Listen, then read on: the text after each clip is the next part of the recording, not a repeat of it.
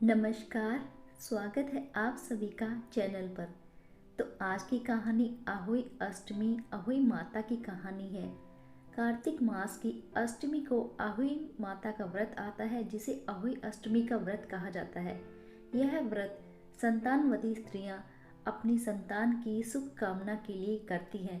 उनकी लंबी आयु, दीर्घ स्वास्थ्य, अच्छे स्वास्थ्य के लिए, उनकी मंगल कामना के लिए अहोई माता को मनाती हैं, उनका व्रत करती हैं। तो चलिए सुनते हैं अहोई माता की ये कहानी। एक बार की बात है, एक साहूकार होता है। साहूकार के 7 बेटे, 7 बहू और एक बेटी होती है। एक दिन की बात है, साहूकार के 7 बहुएं और उसकी बेटी मिट्टी खोदने के लिए जंगल में जाते हैं। मिट्टी खोदते समय बेटी के हाथ से शाहू का एक बच्चा मर जाता है। शाहू माता बहुत नाराज हो जाती है और वह उस बेटी से कहती है कि अब मैं तेरी कोख बांधूंगी। तब वह बेचारी डर जाती है और वह रोने लगती है। वह अपनी सभी भाभियों से कहती है कि वह उसके बदले अपनी कोख बंधवा ले, परंतु कोई भी भाभी उसके बदले अपनी कोख बंधवाने के लिए तैयार नहीं होती है।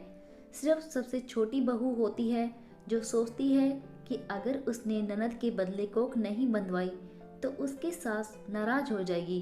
तो वह शाहू माता से हाथ जोड़कर विनती करती है कि ननद के बदले वह उसकी कोख बांध दे। शाहू माता गुस्से में छोटी बहू की कोख बांध देती है। अब होता क्या है, जब छोटी बहू के कोई भी बच्चा होता तो 7 दिनों के बाद ही वह बच्चा मर जाता। इस प्रकार से बहू के 7 बेटे हुए और वह इसी तरह से मरते गए। एक दिन सास ससुर ने एक पंडित जी को बुलाया और उन्होंने पूछवाया कि हमारी छोटी बहू के साथ ऐसा क्यों हो रहा है।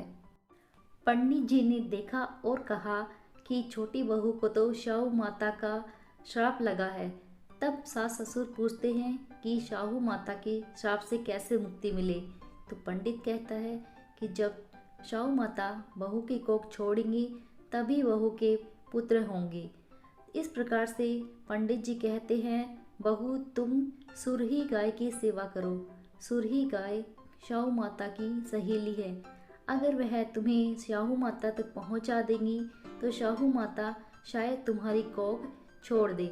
यह सुनकर छोटी बहू सुरही गाय के घर जाती है और रोज सुबह अंधेरे मुंह उठकर उसका सारा काम कर देती है। सुरही माता देखती है कि अब उसके घर का काम सुख शांति पूर्वक हो जाता है। वह सोचती है, इतने अंधेरे आकर कौन मेरे घर का कार्य कर देता है। गाय माता सोचती है कि मेरी बहुएं तो लड़ने में ही पूरा दिन बिता देती हैं, परंतु आजकल यह काम कौन करता है। सुरही माता ने सोचा कि वह छुपकर देखेगी। उसने अंधेरे मुंह उठकर जल्दी देखा कि कोई लड़की उसके घर का सारा काम कर रही है। उसने बहू से पूछा कि तुम कौन है और मेरे घर का काम क्यों कर रही है।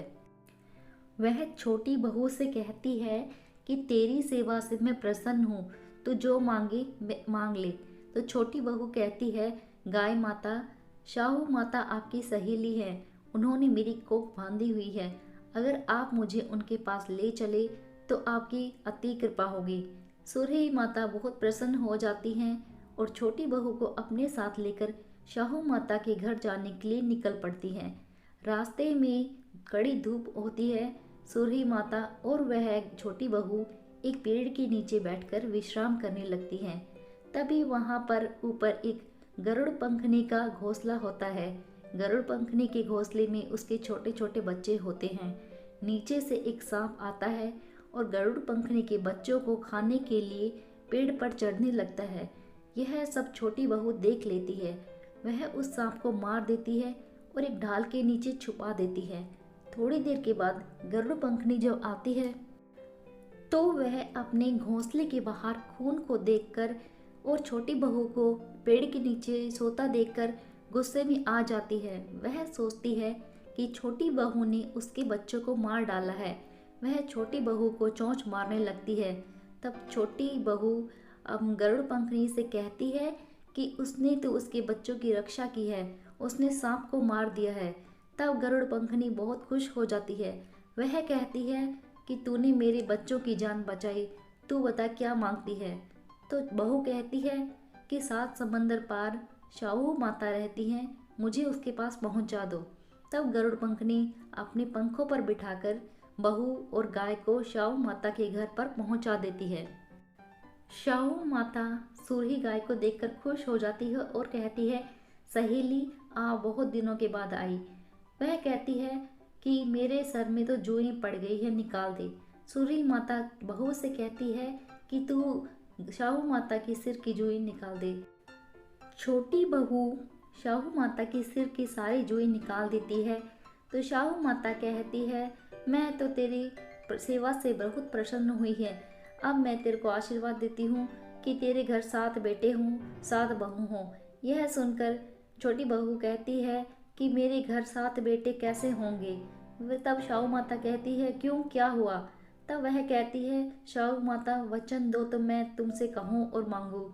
शाहू माता कहती है, हाँ मैं वचन देती हूँ, अगर अपने वचन से फिरूँ तो धोबी की गांठ की काकरी हो जाऊँ। बता तुझे क्या चाहिए। तब वह कहती है कि मेरी कोख तो आपके पास ही बंधी पड़ी है। तब शाहू माता कहती है कि बहू तूने तो मुझे ठग लिया है, पर तेरी सेवा से मैं प्रसन्न हूँ और इसलिए मैं तेरी कोख को छोड़ देती हूँ। शाहू माता छोटी बहू की कोख को छोड़ देती है। वह कहती है, घर जाकर देख, तेरे 7 बेटे 7 बहू तेरा इंतजार कर रहे हैं। वह कहती है कि जाकर 7 उचमण करना, 7 अहोई मारना और सारे नगर में कहवा देना कि अहोई माता का जो व्रत करेगा उसकी संतान की आयु लंबी हो। बहू घर जाकर क्या देखती है कि 7 बेटे बैठे हैं, साथ में 7 बहुएं भी बैठी हैं। वह देखती है कि उसका घर धन धान्य से भरपूर हो गया है। तब उसके आस पड़ोस की सभी बाहियाँ आती हैं और पूछती हैं कि तेरे घर में यह सब कैसे हुआ। तो वह बता देती है कि यह सब तो माता की कृपा से हुआ है। तब सारी नगरी में कहवा दिया जाता है कि जो भी कार्तिक मास की अष्टमी को अहोई माता का व्रत करेगा, माता उसकी संतान की रक्षा करेंगी, उसकी संतान का भला करेंगी, घर धन धान्य से भरपूर होगा। तो अहोई माता की यह कहानी सुनने वाले, कहने वाले सभी का भला हो, सभी पर माता अपनी कृपा बनाए रखना। अब इसके बाद गणेश जी की कहानी कही जाएगी, तो वह भी आप ध्यानपूर्वक सुनिए। एक बार की बात है, गणेश जी महाराज किसी सेठ के खेतों के बाहर से जा रहे थे। उन्होंने देखा कि खेत में जौ की बालियां लहरा रही हैं। यह देखकर गणेश जी महाराज को जौ खाने का मन हो जाता है। वह जाकर सेठ के खेत से जौ के दाने तोड़ लेते हैं। वह 12 जौ के दाने खा लेते हैं। जौ के दाने खाने वाले गणेश जी को बाद में यह पछतावा होता है कि यह तो एक प्रकार की चोरी हुई है, अब इस चोरी के पश्चाताप से कैसे मुक्ति मिले। तो गणेश जी महाराज सोचते हैं कि मैंने जौ के 12 दाना खाए हैं, तो मैं सेठ के यहाँ पर 12 वर्षों तक काम करूँगा। वह सेठ के घर चले जाते हैं एक नौकर के रूप में कार्य करने के लिए। वहाँ जाकर वह सेठ के घर रहते हैं और वहाँ काम करने लगते हैं। एक बार की बात है, सेठानी राख से हाथ धोने लगती है। तब गणेश जी महाराज आकर हाथ पकड़ लेते हैं और मिट्टी से सेठानी के हाथ धुला देते हैं। सेठानी गुस्सा हो जाती है और सेठ के पास जाकर शिकायत करती है कि इस गणेश ने मेरा हाथ पकड़ा है। तब सेठ जी पूछते हैं कि गणेश तूने ऐसा क्यों किया। गणेश जी महाराज कहते हैं कि सेठ जी, राख से हाथ धोने से घर की लक्ष्मी चली जाती है, मिट्टी से हाथ धोने से घर की लक्ष्मी आती है। मैंने तो सेठानी के हाथ मिट्टी से इसलिए धुलवाए। तब सेठ जी खुश हो जाते हैं। वह कहते हैं, सेठ गणेश है तो चालाक, थोड़े दिन के बाद कुंभ का मेला आता है। सेठ जी गणेश जी से कहते हैं, जाकर सेठानी को कुंभ में स्नान करा ला। तब गणेश जी सेठानी को लेकर चलने लगते हैं। किनारे पर खड़ी होकर सेठानी नहा रही होती है। इतने में गणेश जी आते हैं और सेठानी का हाथ पकड़कर बीच में ले जाकर डुबकी लगवा देते हैं। सेठानी भड़क जाती है। घर आकर सेठ को शिकायत करती है कि इस गणेश ने तो मेरी इज्जत तार दी, बीच मर्दों के ले जाकर मुझे स्नान करवा दिया। तब सेठ को गुस्सा तो आता है, परंतु वह कहते हैं कि गणेश ने ऐसे ही नहीं किया होगा। तब वह पूछते हैं कि गणेश, तूने सेठानी को सब मर्दों के बीच में ले जाकर डुबकी क्यों मरवाई।